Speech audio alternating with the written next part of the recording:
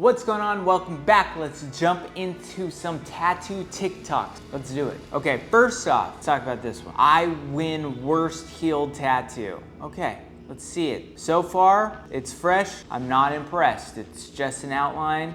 You know, it's just a little dinky tattoo, ain't no thing. Okay, is this poorly healed? Yes. Is it the worst healed tattoo? Absolutely not. Honestly, this is kind of what blows my mind a little bit with these types of outline tattoos, is that depending on who they go on and how they heal, they don't ever look that great. Tattooing isn't a perfect art, and this is an example of something that didn't heal great, but it's definitely not the worst tattoo. If I had this on me, I'd be like, yeah, it healed kind of shitty, but ain't no thing. I wanted this small dinky tattoo and a couple lines fell out and a couple blew out. That seems par for the course, which it is. I would love to sit here and tell you that tattoos don't heal like this sometimes, but they do. It's just part of it. And it's definitely not the worst healed tattoo. Your arm is still there. You didn't get infected. They didn't have to chop the damn thing off. Okay. Woo! Listen to that thing go, dude. Just bashing that black in, pounding it with a hammer and chisel. That thing's in there. Now, I've blacked out a few things in my life. Some arms, some legs, some things. I personally don't like using anything bigger than a 45 mag to black things out. It's not saying other people can't do it, and it's not saying that it might not be the right way to do it at all, because I don't know for sure. I've only done a handful of blackouts. It's not what I do every day, but when I do see this, I'm always kind of I wonder how helpful that size needle is. Do you really need a 100 mag or 89 mag or whatever? Even sometimes I find getting up to a 45 mag, which is the length of the needle, how thick it is. Sometimes I feel like a 45 mag is too much. But that's just me. I'll show you an example of a knee I blacked out not too long ago. And with this knee, I pulled out a 23 and I went real slow and I'd hammered it in and it healed up perfectly well. Only one go, no, we don't have to touch it up again. So sometimes I do think those smaller needles kind of make a nicer tattoo, better healed tattoo. But that's just me. We got a tattoo. Stay humble, hustle hard. Before she says what she's about to say next, I hate the tattoo already. Right. This should say, stay huhible. Who's so hard? I don't know how that happened, how they made the mistake on that, or what occurred there. It's a nightmare. Now, whenever you're getting words tattooed on you, triple, double, quadruple, check the damn thing 38 million times, as many as you can. Google what it's supposed to say, and then get the damn thing tattooed on you. Tattooers are notorious for being bad at spelling and making mistakes like this. And if you are relying just on the tattooer to spell check for you, it's not a good idea. I personally know I'm really bad at spelling, so I'll make sure that the client checks the damn thing 5 more times. I am not gonna be in that situation where I misspell something because it's my fault. I'm gonna be in the situation where you didn't do your work. Okay, I see these tattoos and I just go, why? I mean, part of me is okay with it. Part of me is they're just making some unique artsy-fartsy kind of crap on it. But some of these just look like raw turds. Just stinky.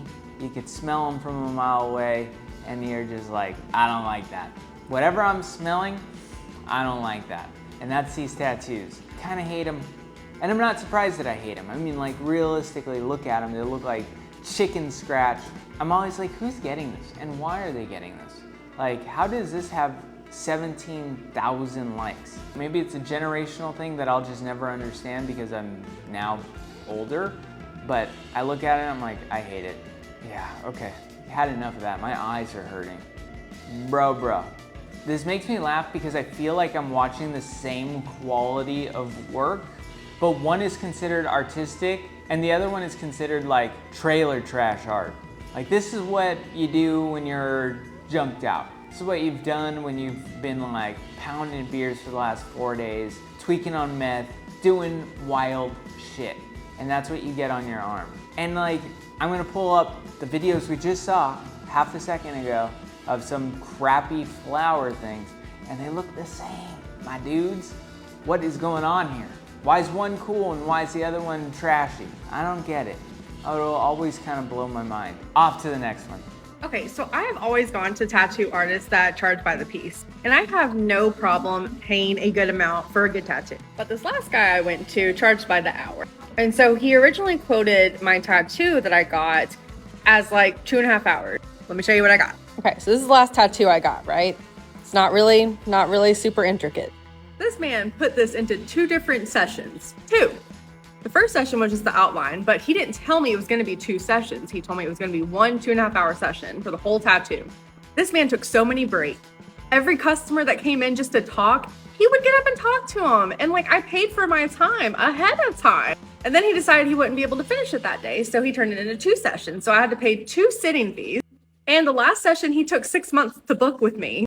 And that session also took about 4 hours. I will never do by the hour tattoo ever again. Okay, she said a lot. And we're just gonna kind of break down a few things really fast because it brings up a lot of good topics. Okay, by the hour is perfectly fine for a lot of different things. If you're getting a Japanese sleeve, if you're getting a back piece, if you're doing like realism, black and gray realism, if you're doing some like really big piece, by the hour kind of makes sense. It's gonna take a while, you're gonna be sitting there. We need to give some sort of order to the chaos rather than me just being like, okay, at the end of your session, it's gonna be $2 grand. And you're like, how did that happen? I'm like, well, and instead, by the hour is like, well, this is how many hours it took. This is what we agreed to for each hour. That's why it comes out to $2,000. But like, people ask me this all the time. Kirk, do you charge by the piece or by the hour? I say almost always exclusively by the piece. The only times I'm not doing that is when I'm doing back pieces or Japanese sleeves. Then I'll charge by the hour because it's just more convenient. A lot of tattooers who are charging by the hour, not all of them, but a handful of them are pulling some shady shit when they're doing by the hour. It's just how it is. I mean, there's a few bad apples out there and a lot of them end up being tattooers. And some of them are gonna try and rip you off by charging by the hour for a tattoo that shouldn't have been more than 2 hours max. That tattoo is so small and not even like, there's not much to it. Now, that's me saying it as a tattooer who's been doing this for over a decade, and I can tattoo hella quick. A new tattooer, maybe it takes them 4 hours. Okay, that's fine. But if you're an accomplished tattooer, you've been doing this long enough, and that takes you more than 3 hours, bro, by charging by the hour, you're a dick. Sorry, just the way it is. Be cautious out there. Get tattooed by people who are cool and not trying to rip you off, because that's a clear example of someone who is just trying to rip you off. Okay, we got our last one. I'm gonna end this one talking about laser removal. Here we go. So a lot of people say that they can't really find final results of tattoos fully removed. I think this is due to a couple of reasons, at least in my own experience. Sometimes it's really hard to get that final photo. You know, it's funny because I watched this video and I'm like, I don't think you're struggling to get good photos of the before and after because you're having trouble getting clients to come back in. I think you're having trouble getting good before and after pictures because the results aren't as good as you want them to be. I don't know for sure, but that's what I feel when I watch that video.